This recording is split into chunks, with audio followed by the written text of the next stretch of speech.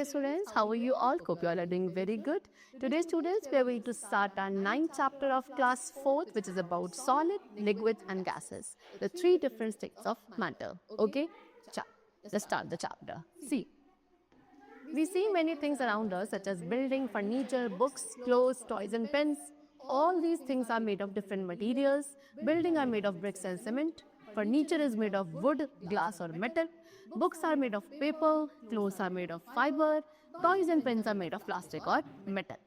So students what this saying is कि हम अपने सराउंडिंग्स में बहुत सारी डिफरेंट चीज़ों को ऑब्जर्व करते हैं, like building, furniture, books, floor, toys and pains, and ये सभी डिफरेंट ऑब्जेक्ट्स आपके डिफरेंट टाइप ऑफ मटेरियल से बने होते हैं. लाइक बिल्डिंग्स आपकी ब्रिक्स एंड सीमेंट से बनी है, फर्नीचर वुड, ग्लास या मेटल किसी का भी हो सकता है, बुक्स पेपर से बनाई जाती हैं, क्लोथ्स फाइबर से बनाए जाते हैं, टॉयज एंड पेन्स आपके प्लास्टिक एंड मेटल से बनाए जाते हैं.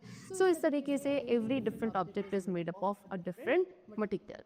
Now, the topic is matter. Matter क्या है? Anything that has mass and volume. कोई भी ऐसी चीज जिसका मास होगा, जिसका वॉल्यूम होगा, यानी कि वो स्पेस को ऑक्यूपाई करेगा, that will be known as matter. So amount of matter contain in an object. ठीक है, किसी भी एक ऑब्जेक्ट के अंदर कितना मैटर प्रेजेंट है उसको क्या कहा जाता है? मास कहा जाता है. Example, the mass of a wooden chair is the amount of would it contain. एक वुडन चेयर का मास क्या होगा? वुडन चेयर का मास बेटा उतना अमाउंट ऑफ वुड होगा जो उसको बनाने में यूज किया गया होगा. ठीक है, इसी तरीके से जो मास एक ग्लास टम्बलर का होगा वो कितना होगा कि उसको बनाने में कितना ग्लास यूज किया गया है. Okay, then we come to volume. Volume क्या है? वॉल्यूम होता है the space occupied by it. कोई भी एक ऑब्जेक्ट किसी जगह पर जब आप प्लेस करते हो तो वहां पे कितना स्पेस ऑक्यूपाई करता है, that is the volume of that particular object. Now matter is made up of टिनी particles called molecules. अब मैटर किसका बना होता है? छोटे छोटे पार्टिकल्स का बना होता है जिसको मॉलिक्यूल्स कहते हैं. ये पार्टिकल्स इतने स्मॉल होते हैं कि हम इन्हें अपनी नेकेड आइज से नहीं देख सकते. ठीक है, now we come the topic which is states of matter. Matter के कितने स्टेट्स हैं? तो मैटर 3 स्टेट्स में एग्जिस्ट करता है, डिपेंडिंग कि इनके अंदर जो पार्टिकल्स का अरेंजमेंट है वो कैसे है.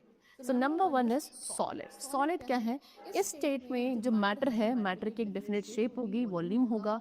जनरली सॉलिड काफ़ी हार्ड होते हैं. Okay, block of would, steel, glass, rock, ये सभी सॉलिड्स हैं एंड कुछ फोर्स की रिक्वायरमेंट होती है इनकी शेप को चेंज करने के लिए. Now next is liquids. Liquids ऐसे मैटर सब्सटेंसेस हैं जिनकी कोई डेफिनेट शेप नहीं होती है. ये क्या करते हैं? लिक्विड्स आप जिस भी वेसल कंटेनर में पोर करोगे उसी की शेप ले देता है. ओके, लेकिन इनका वॉल्यूम डेफिनेट होता है, that is water, milk, petrol. ये सभी किसके? लिक्विड मैटर के एग्जाम्पल्स हैं. Next is gases. गैसेस की कोई डेफिनेट शेप, कोई वॉल्यूम नहीं होता है. ये क्या एक्सपेंड या कॉन्ट्रैक्ट करते हैं according to the volume of the vessel they are kept. ठीक है, जिस भी वेसल में आप उस गैस को रखते हैं उसका कितना वॉल्यूम है उसी अकॉर्डिंग गैसेस खुद को कॉन्ट्रैक्ट या एक्सपेंड कर देती है. Example, oxygen, nitrogen, carbon dioxide, ये सब गैसेस हैं एंड गैसेस आपके किसी भी डायरेक्शन में इजीली फ्लो करती है.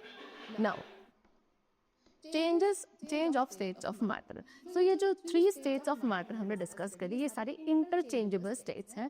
दैट मीन्स हम इजीली क्या कर सकते हैं? इनको चेंज कर सकते हैं. किसी भी एक स्टेट को दूसरी स्टेट में इजीली चेंज किया जा सकता है.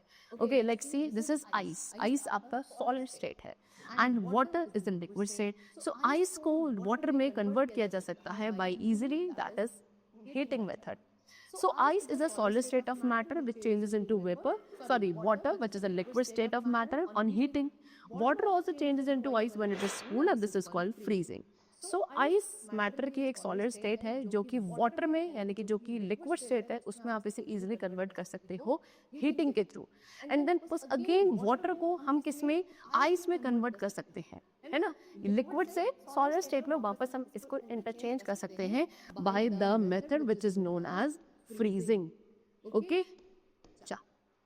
Now next, also water in liquid state change to vapour which is a gaseous state on heating. अब इसी तरीके से वाटर जो कि एक लिक्विड स्टेट था उसको आप वाटर वेपर यानी कि गैसियस स्टेट में ला सकते हो, again by the method which is known as heating. So the process by which a liquid changes into a gas on heating is called evaporation. For example, when water is heated, it changes into steam or water vapor. Water vapor is a gaseous state of water. आप simply क्या करो, water को आपने एक vessel में रखा and उसको आप स्टोव पे रखो, स्टोव ऑन कर दो. सो वाटर जो भी वेसल के अंदर था वो एक लिक्विड स्टेट ऑफ मैटर थी.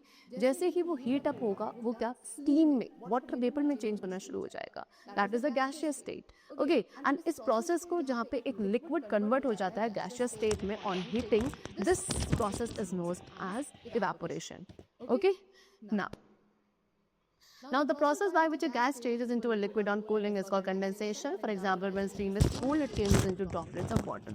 अब दोबारा से आप एक गैसियस स्टेट को वाटर स्टेट में ला सकते हो उसको कूल करके, एंड इस प्रोसेस को बोला जाता है कंडेंसेशन, जिसमें एक गैसियस स्टेट लिक्विड स्टेट में कन्वर्ट हो जाती है on cooling. This is called condensation. एक स्टीम को जैसे आप कूल करोगे दोबारा से वाटर ड्रॉपलेट्स में चेंज होना शुरू हो जाएगा. Now mixing two states of matter. Matter की दो स्टेट्स को मिक्स करने के बारे में हम सीखेंगे.